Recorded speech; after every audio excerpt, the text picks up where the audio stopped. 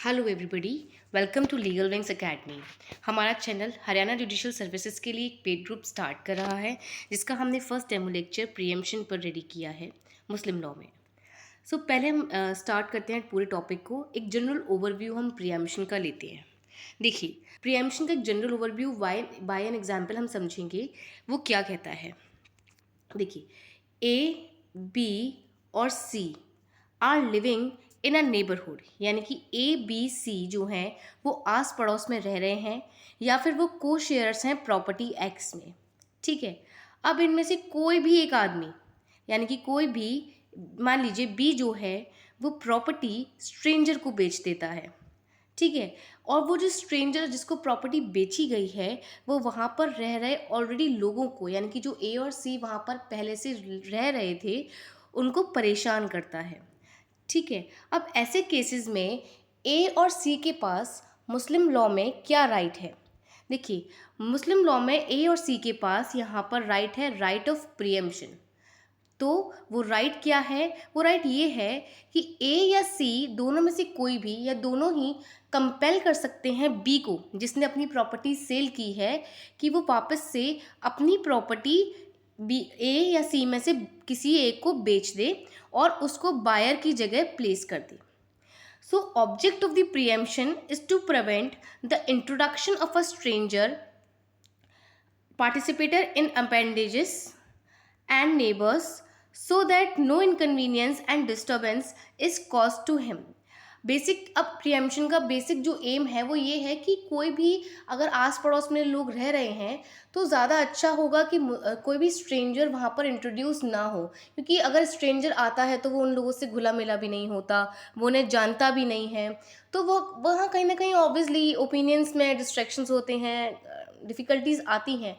तो मुस्लिम लॉ कहता है कि ऐसे केसेस में अच्छा है कि किसी भी ऐसी जगह पर जो है स्ट्रेंजर इंट्रोड्यूस ना हो जहाँ पर ऑलरेडी पहले से जानने वाले लोग रह रहे हैं।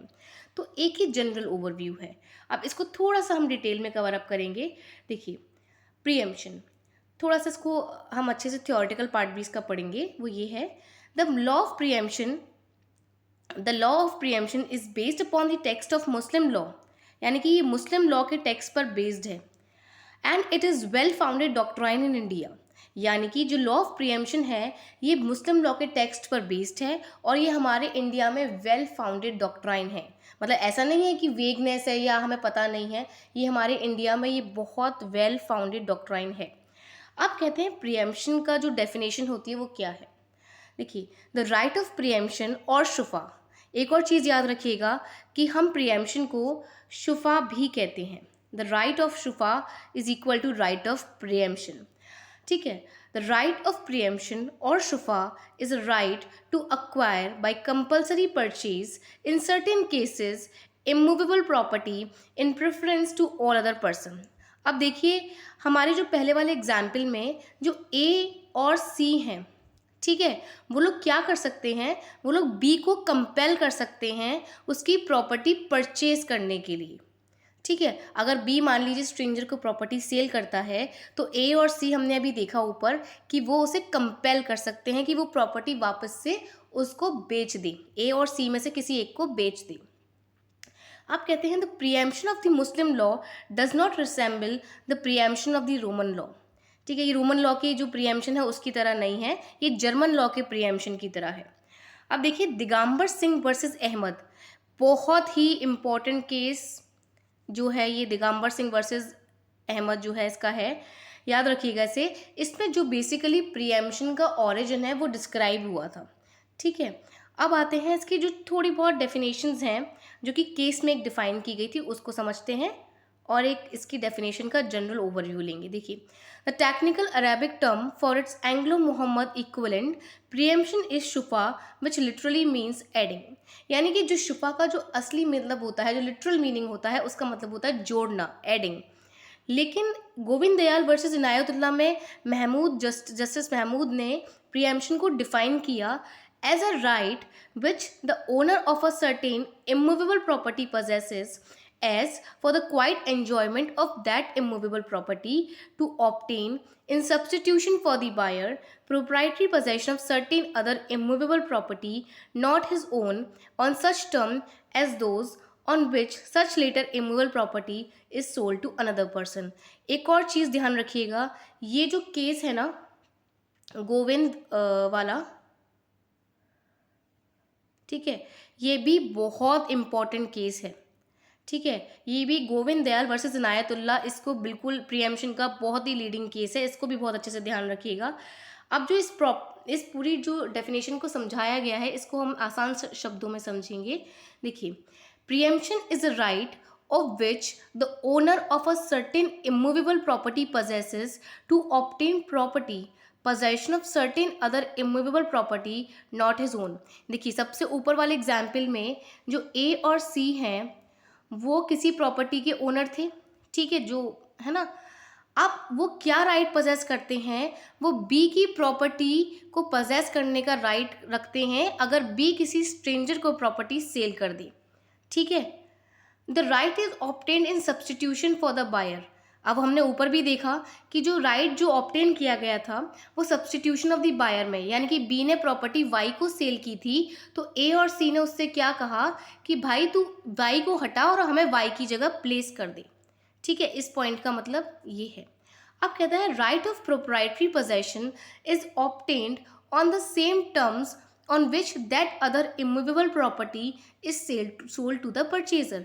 यानी कि जो राइट, यानी कि यहाँ पर जो ए और सी हैं, ऊपर जो एग्जाम्पल में ए और सी हैं, वो बी से प्रॉपर्टी बिल्कुल ऐसे ही टर्म्स पे लेंगे जो कि वाई को बेची गई है, यानी कि ए और सी उस टर्म्स को चेंज नहीं कर सकते। मतलब वो अगर बी से प्रॉपर्टी मांग रहे हैं कि हमें वाई की जगह प्लेस कर दो, तो उन दोनों को प्रॉपर्टी जैसे वाई को बेची गई थी वैसे ही बेची जाएगी, ठीक है। अब आता है कि the right is given by the law for the quite enjoyment of the property. यानी कि राइट क्यों दिया जाता है, ताकि जो वहाँ पर जो ए और सी हैं, है ना, जो वहाँ पे ऑलरेडी लोग रह रहे हैं, उनको अच्छे से अपनी प्रॉपर्टी एंजॉय कर सकें वो लोग, है ना। जैसे कि अगर कोई इंट्रोड्यूस हो जाता है स्ट्रेंजर मान लीजिए और वो परेशान करता है, तो उनका एन्जॉयमेंट कहीं ना कहीं क्वाइट नहीं रहता है, वो बहुत डिस्टर्बिंग हो जाता है। तो ऐसे केसेस में इन लोगों के पोजेशन को बचाने के लिए या फिर एन्जॉयमेंट को बचाने के लिए ये जो है राइट ऑफ प्रीएम्पशन एक्सरसाइज किया जाता है बाय दी नेबर्स और बाय दी जो वहाँ पे लोग रह रहे होते हैं उनके द्वारा। अब देखिए, बेसिस ऑफ द राइट क्या है, क्या ये हमें किसी और टेक्स्ट बुक से मिलता है या ये प्रॉफिट ने कहा है। देखिए, the origin of the preemption may be traced in the saying of the prophet, a number of traditions are given in Hidaya. यानी कि हमारे पास प्रीएम्पशन कहीं हमने नहीं बनाया है, ये प्रॉफिट ने काफ़ी बार कहा है कि neighbours has the preference right, कि नेबर्स के पास प्रेफरेंशियल राइट होता है, ठीक है। और काफ़ी सारी ट्रेडिशंस हिदाया में हैं जो कि प्रीएम्पशन राइट को बताते हैं। अब देखिए, when does the right arise. अब ये राइट अराइज कब होता है, ये बहुत इंपॉर्टेंट पॉइंट है और ये इसके एमसीक्यूज भी बहुत आते हैं कि ये राइट अराइज कब होता है। देखिए, अब ऐसे केसेस में right of preemption arises only in case of sale और and when the sale is complete. यानी कि अगर हम ऊपर वाले एग्जाम्पल में देखें, ठीक है, तो ए और सी ये अपना जो राइट है वो तभी एक्सरसाइज कर सकते हैं जब प्रॉपर्टी बी सेल कर देगा, जब बी अपनी प्रॉपर्टी सेल कर देगा वाई को, तभी ए और सी एक्सरसाइज करेंगे अपना राइट ऑफ प्रीएम्पशन। लेकिन जब तक मान लीजिए बी जो है वो प्रॉपर्टी सेल नहीं करता है, ठीक है, बी जो है वो प्रॉपर्टी नॉट सेल, तो ऐसे केसेस में जो है ए और सी अपना राइट टू प्रीएम्पशन एक्सरसाइज नहीं कर सकते हैं। तो राइट ऑफ प्रीएम्पशन बेसिकली सिर्फ एक सेल के बाद ही आता है, और दूसरा जब वो सेल कंप्लीट हो जाती है उसके बाद ही वो राइट ऑफ प्रीएम्पशन अराइज होता है। अब देखिए, सच सेल मस्ट बी बोनाफाइड, ठीक है। अब ये जो सेल है वो ऑब्वियसली बोनाफाइड होनी चाहिए। अब इसके बाद आते हैं कि ये राइट कब अराइज नहीं होता। अभी हमने देखा कि राइट कब अराइज होता है, सिर्फ और सिर्फ सेल के केसेस में अराइज होता है, और जब सेल कंप्लीट हो जाती है तब अराइज होता है, ठीक है। और अब हम देखेंगे ये जो राइट है ये अराइज कब नहीं होता है। ये राइट अराइज नहीं होता है गिफ्ट के केसेस में, सदका के केसेस में, वक्फ के केसेस में और बिक्वेस्ट के केसेस में और लीज इवन दो इन परपेचुइटी के केसेस में भी अप्लाई नहीं होता है। अब इसके बाद आते हैं मॉर्टगेज में भी अप्लाई नहीं होता है, कंडीशनल सेल में भी ये अप्लाई नहीं होता है। अब जो एमसीक्यू से क्वेश्चन बनता है वो है ये, but the right will accrue when the mortgage is foreclosed, यानी कि जब राइट अक्रू होगा, यानी कि राइट ऑफ प्रीएम्पशन एक्सरसाइज किया जा सकता है जब मॉर्गेज फॉरक्लोज होता है। ये बहुत ही इंपॉर्टेंट पॉइंट है और इसके क्वेश्चंस ज़्यादातर उत्तराखंड हरियाणा दोनों में ही बन जाते हैं। ठीक है, अब आते हैं नेचर ऑफ द राइट। ये राइट का नेचर क्या है, क्या ये प्रिवेंटिव राइट है या प्रेफरेंशियल राइट है या ईजमेंट है, राइट ऑफ रीपर्चेज है, ये है क्या। देखिए, आपको क्वेश्चन कभी कभी ऐसे पूछ लेते हैं ये लोग कि what is the right of preemption, वो आपको एग्जाम्पल दे देंगे, ऑप्शंस दे देंगे, preferential right, right of repurchase, right of easement. तो आपको प्रेफरेंशियल राइट पे टिक करना है। ठीक है, अब देखिए, it is a preferential right. Obviously अभी हमने देखा कि जो ए और सी है उसको प्रेफरेंस मिलेगा बायर से ज़्यादा, यानी कि जिसको प्रॉपर्टी बी ने सेल की है उससे ज़्यादा प्रेफरेंस ए और सी, जो कि वहाँ पे लोग ऑलरेडी रह रहे थे, उनको मिलेगा। ऊपर वाले एग्जाम्पल जो सबसे पहले हमने पढ़ा था। ठीक है, it is not a right of repurchase. भीषण सिंह, इस वाले केस में भीषण सिंह वर्सेस खजान सिंह में ये कहा गया कि ये राइट ऑफ रीपर्चेज नहीं है, है ना, ये राइट ऑफ सब्सटीट्यूशन है, ना कि राइट ऑफ रीपर्चेज। यानी कि आप वापस से चीज़ें खरीद नहीं रहे हो, आपको बायर की जगह प्लेस किया जा रहा है, यानी कि वहाँ पर ए और सी जो है वो वाई की जगह प्लेस किए जा रहे हैं, वाई से वापस से प्रॉपर्टी खरीद नहीं रहे हैं, है ना। आप प्लीज़ ऊपर वाला जो एग्जाम्पल है उसको ध्यान रखिएगा, बाकी सारा उससे ही रिलेटेड है। अब आता है क्या ये राइट ऑफ ईजमेंट है। तो गोविंद दयाल वर्सेस इनायत उल्ला में कहा गया कि हाँ, ये कुछ कुछ मिलता जुलता है, लेकिन सिर्फ एक डिफरेंस है इसमें प्रीएम्पशन में और ईजमेंट में, वो ये कि जो प्रीएम्पशन है वो प्रिवेंटिव राइट नहीं है। यानी कि जो प्रीएम्पशन है, मतलब आप बी को तब कुछ भी नहीं कह सकते अगर वो अपनी प्रॉपर्टी सेल नहीं करता है।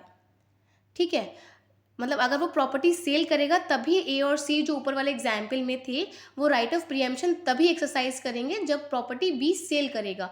उससे पहले आप बी से नहीं कह सकते कि हमें अपनी प्रॉपर्टीज दे दो, ये कर दो, वो कर दो, तब नहीं। अगर वो किसी स्ट्रेंजर को बेच देता है प्रॉपर्टी, या किसी ऐसे आदमी को प्रॉपर्टी बेच देता है जो कि बी था ऊपर वाले एग्जाम्पल में, तो ही वो ए और सी जो है एक्सरसाइज कर सकते हैं, उससे पहले नहीं। तो यानी कि ये प्रिवेंटिव राइट नहीं है। ठीक है, अब देखिए, अब आता है कि कौन कौन जो है प्रीएम्प्ट कर सकते हैं। ये भी बहुत इंपॉर्टेंट क्वेश्चन है। ये जो शाफी जार वाला क्वेश्चन है ये हरियाणा में आ चुका है। और देखिए, ये जो है शाफी शरीक प्रीएम्प्ट कर सकता है, शाफी खालिद प्रीएम्प्ट कर सकता है और शाफी जार प्रीएम्प्ट कर सकता है। यानी कि 3 लोग हैं जो कि प्रीएम्पशन कर सकते हैं सुन्नी लॉ के अंदर। ध्यान रखिएगा, सुन्नी लॉ के अंदर 3 लोग जो है वो प्रीएम्प्ट कर सकते हैं। ठीक है, अब शाफी शरीक कौन होता है, को शेयरर, जो कि को शेयर यानी प्रॉपर्टी में होते हैं, वो शाफी शरीक होते हैं। शाफी खालिद कौन होता है, participator in the appendages of the property. यानी कि अगर मान लीजिए कि एक कॉमन रास्ता है और उसे काफ़ी सारे लोग यूज़ कर रहे हैं तो उन्हें हम पार्टिसिपेटर इन अपेंडेजेस कहते हैं। शाफी जार कौन होता है, नेबर, यानी कि जो आपके पड़ोसी हैं, आपकी घर से सटे हुए जो पड़ोसी रहते हैं उनको हम शाफी जार कहते हैं। लेकिन शाफी लॉ में सिर्फ को ओनर और को शेयरर ही जो है प्रॉपर्टी का प्रीएम्पशन कर सकते हैं। यानी कि जो को ओनर है और को शेयरर है सिर्फ वो ही लोग प्रीएम्प्ट कर सकते हैं। अच्छा, शिया लॉ में बहुत ही इंपॉर्टेंट चीज़ ये भी पूछते हैं कि शिया लॉ में सिर्फ और सिर्फ जो को शेयरर होते हैं, ठीक है, शिया लॉ में जो सिर्फ को शेयरर हैं वो ही प्रीएम्प्ट कर सकते हैं। यानी कि सुन्नी लॉ में 3 लोग प्रीएम्प्ट कर सकते हैं, शाफी शरीक, शाफी खालिद, शाफी जार, और शिया लॉ में सिर्फ को शेयर प्रॉपर्टी में प्रीएम्प्ट कर सकते हैं। अब आते हैं रेक्यूसाइट्स ऑफ इट्स इन्फॉर्मेंट्स। बेटा ये बहुत इंपॉर्टेंट पॉइंट है, ये भी वाला भी, इसको भी थोड़ा ध्यान से देखिएगा। देखिए, रेक्यूसाइट्स ऑफ इट्स इन्फोर्समेंट, सॉरी। देखिए, अब इसमें कहता है कि क्या क्या ऐसी ज़रूरत की चीज़ें जो हमें प्रीएम्पशन करने से पहले करनी है। तो पार्टी कंपिटेंट टू प्रीएम्प्ट हमने पढ़ ही लिया। अभी सब्जेक्ट ऑफ प्रीएम्पशन देखते हैं। ठीक है, सब्जेक्ट ऑफ प्रीएम्पशन पे आते हैं। The first rule is that subject of preemption must B immovable property. यानी कि पहला रूल ये है कि जो सब्जेक्ट ऑफ प्रीएम्पशन है वो सिर्फ और सिर्फ इमूवेबल प्रॉपर्टी होगी, उसके अलावा कुछ नहीं होगा। और थर्ड रूल ये है कि जो इमूवेबल प्रॉपर्टी है उसको आपको पूरी तरीके से प्रीएम्प्ट करना होगा। मतलब आप ये नहीं कह सकते कि हम एक पर्टिकुलर पार्ट उस प्रॉपर्टी का प्रीएम्प्ट करेंगे, नहीं, आपको पूरी प्रॉपर्टी प्रीएम्प्शन करनी होगी। अब आते हैं जो इसका मेन चीज़ है वो है फॉर्मेलिटीज़। यानी कि अगर मान लीजिए आपने प्रीएम्प्शन का राइट आपको एक्सरसाइज करना है, तो आप ऐसे केसेस में क्या करेंगे? आप ऐसे केसेस में 3 आपको जो डिमांड्स हैं वो रखनी पड़ेंगी सेलर के आगे। यानी कि जो ए और सी हैं, जो हमने ऊपर एग्जाम्पल में देखा, जो ए और सी है वो बी के आगे 3 डिमांड रखेंगे, तभी राइट ऑफ प्रीएम्पशन जो है वो एक्सरसाइज हो सकता है। देखिए, right of preemption is available only upon the full and complete observance of the prescribe formalities. यानी कि जो राइट ऑफ प्रीएम्पशन है वो अवेलेबल होगा सिर्फ और सिर्फ इन फॉर्मेलिटीज़ के बाद। ठीक है, देखिए अब कैसे, देखिए वो कौन सी 3 फॉर्मेलिटीज़ हैं। वो these are the most essential requisites for claiming and enforcing the right and are dealt as. वो कहता है कि तलब मुवावसत और इमीडिएट डिमांड, तलब इश्शत कन्फर्मेटरी डिमांड, तलब तमलीक और डिमांड फॉर पोजेशन। यानी कि प्रीएम्पशन एक्सरसाइज करने से पहले जो प्रीएम्प्टर है उसको ये वाली जो डिमांड्स हैं वो रखनी होंगी टू द बायर सेलर। ठीक है, यानी कि ए और सी जो हैं वो बी के आगे ये तीनों डिमांड्स रखेंगे। ठीक है, जो ए और सी हैं वो बी के आगे पहले ये तीनों डिमांड्स रखेंगे, उसके बाद ही प्रीएम्पशन का राइट वो एक्सरसाइज करने के काबिल हो पाएंगे। अब देखिए, वो कहता है कि सबसे पहली डिमांड क्या, इमीडिएट डिमांड। इसको डिमांड बाय जंपिंग भी कहा जाता है। देखिए, this demand must be made immediately after the news had come to the preemptor that property has been sold. अब देखिए, मान लीजिए कि जो बी था उसने प्रॉपर्टी सेल की, जो वाई को हमने उसने देखा था ऊपर वाले एग्जाम्पल में। ठीक है, तो जैसे ही ए को और सी को पता चलेगा कि प्रॉपर्टी सेल हो गई है, तुरंत के तुरंत उन्हें डिमांड ऑफ प्रीएम्पशन लगानी पड़ेगी। यानी कि उन्हें अपना प्रीएम्पशन क्लेम करना पड़ेगा इमीडिएटली विदाउट एनी डिले। ठीक है, अब देखिए, अब आता है सेकंड डिमांड जो कि है कन्फर्मेटरी डिमांड। इसे तलब ए तकरीर भी कहा जाता है। अगर आपने फर्स्ट डिमांड मान लीजिए कर ली, यानी कि ए और सी ने जो है वो पहली डिमांड रख दी कि हमें ये प्रीएम्प्ट करनी है प्रॉपर्टी। अब आपको जो दूसरी डिमांड है वो फॉर्मल क्लेम की तरह लगानी पड़ेगी। यानी कि जो ए और सी है उसको दूसरी डिमांड भी लगानी पड़ेगी। ऐसा नहीं है कि फर्स्ट डिमांड से ही काम चल जाएगा, सेकंड डिमांड भी उसे लगानी पड़ेगी। आप कहते हैं कि preemptor must affirm his intention to assert his right, then make a formal demand either in the presence of the buyer or seller or on the subject of sale or in the presence of at least 2 witnesses. यानी कि ये जो confirmatory demand है ये एक formal demand होती है। एक तो आपने खुद से जब सेल हो गई एकदम तो आपने तुरंत के तुरंत उससे प्रीएम्पशन मांगा, तो वो तो होगी फर्स्ट डिमांड। जो सेकंड डिमांड होगी वो आप विटनेसेस के सामने करेंगे। ठीक है, अब आते हैं डिमांड फॉर पोजेशन, तलब ए तमलीक इसको कहा जाता है। अब जैसे ही आपने कन्फर्मेटरी डिमांड की, मतलब जो सेकंड डिमांड थी वो आपने फॉर्मल क्लेम किया विटनेसेस के सामने, आप उसके बाद जो है अगर आपको प्रीएम्पशन नहीं मिलता है तो आप तुरंत के तुरंत सूट फाइल करेंगे with in the period prescribe by the Indian limitation act. यानी कि जैसे ही आपको कन्फर्मेटरी डिमांड आप कर देंगे उसके बाद आप सूट फाइल करेंगे उतने पीरियड में जितना आपको लिमिटेशन प्रोवाइड करता है। ये बहुत ही इंपॉर्टेंट पॉइंट है। ठीक है, अगर सेकंड डिमांड के बाद आपकी डिमांड पूरी नहीं की जाती है तो। अब देखिए, कुछ हम इसके एमसीक्यू सॉल्व करते हैं जो कि मोस्टली क्वेश्चंस आ चुके हैं, वही हम लोग डील अप कर रहे हैं। किसी ना किसी एग्जाम में ये पेपर में आ चुके हैं, उत्तराखंड में भी काफ़ी बार आ चुके हैं और जैसे भी, लेकिन प्रीएम्पशन से रिलेटेड हम 5 क्वेश्चन हम डिस्कस करेंगे। देखिए, तलब ए मुवावसत must be made before sale, after sale, either A or B, neither A or B. तो इसका आंसर होगा आफ्टर सेल ही जो है हम पहली जो डिमांड है वो कर सकते हैं। देखिए, हमने ऊपर करा ये वाला क्वेश्चन।